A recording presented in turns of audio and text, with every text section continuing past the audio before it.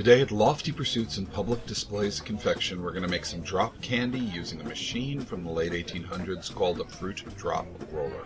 This machine was made by Thomas Mills of Philadelphia, and we acquired it from a candy store in Cincinnati that opened in 1848 called Mullane's. There were a lot more drop candies in the late 1800s. Nowadays we still know lemon drops and cough drops. But have you ever wondered why these are called drops? Mullane's had its heyday between 1870 and 1910 when run by John Mullane. His mother founded the business and it continued on until 1988 when it closed. In our collection we have a plaque that was issued to Mullane's for their 100th anniversary in 1948. The machines had not been used for a very long time, possibly since the 1940s. We had to start a pretty extensive restoration process which we developed, and we now provide restoration services for other people with antique candy equipment. One of our prized rollers is a roller that was custom made with John Mullane's signature in it. They used to make hundreds of these rollers, and we had catalogs of different designs. We've acquired quite a few. We're up to almost 100 pairs now that we use on a regular basis to make candy for our customers. There's a lot of brass in each of these rollers. They weigh about 10 pounds a pair, and they're very rare. And one of the reasons we suspect that they're rare is the popularity for using this kind of roller went down sometime before World War II. And during World War II, there were a lot of scrap metal drives.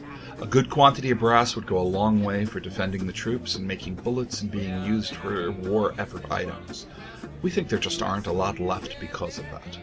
Each pair of these rollers were carefully handmade, and they were indexed with a little arrow to show you how to line them up to make sure both halves matched perfectly. So now it's time to make a batch of candy, and we're going to make a batch of an 1800s flavor that was a secret recipe by Mullane's. They shared it with us when we bought the equipment. It's a flavor called nectar. It's very hard to describe. Sometimes it tastes a bit like pound cake, sometimes it tastes like almonds, sometimes it tastes like other flavors, and it seems to change when you suck on it.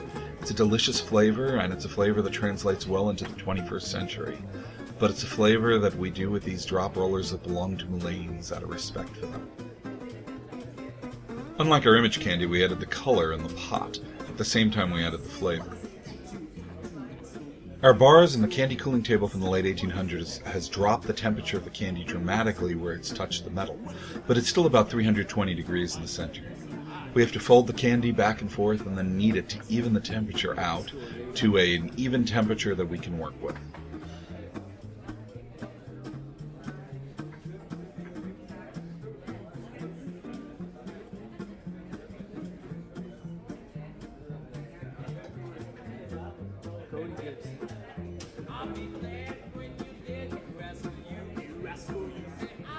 We've transferred our hot sugar to a hot table.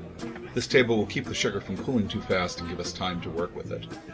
The sugar's still pretty hot. It should be well over 230, 240 degrees, and the press will do most of the cooling for us when we use it.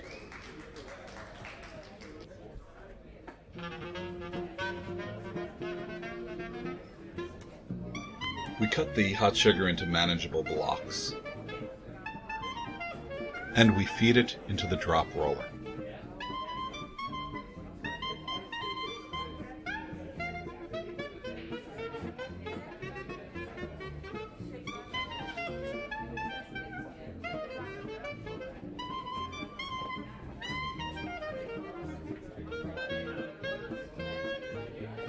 When the candy comes out of the press, not only is it shaped, but it is cooled dramatically due to the huge mass of these drop rollers that it's been squeezed through.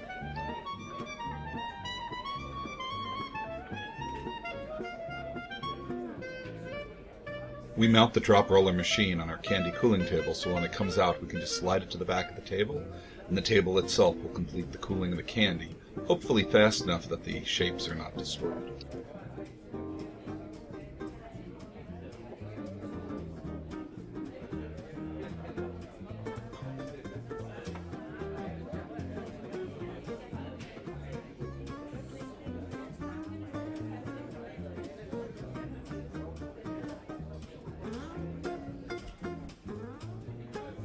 If you're ever in Tallahassee, Florida, you can come to Lofty Pursuits and see us make candy live. If you'd just like to try our candy, you can go to www.pd.net and order some online. Now to answer the question, why are these called drops? Well, the way we separate them out from the flash that connects the pieces is we pick them up and we drop them. They break into individual pieces precisely cut. Cough drops, lemon drops, fruit drops. It's just named after the action of how we separate the pieces. Much of what we do at Lofty Pursuits and Public Displays of Confection with Hot Sugar is just too hot to let the general public participate. But sometimes, and just sometimes, we get somebody in from the audience to help us break up the candy and do the dropping. Shayna here helped us out. When we drop the candy, loose bits of sugar that are remnants of the flash between the pieces come out, and we sift these out to make the candy crisp and clean, and then it's ready to package.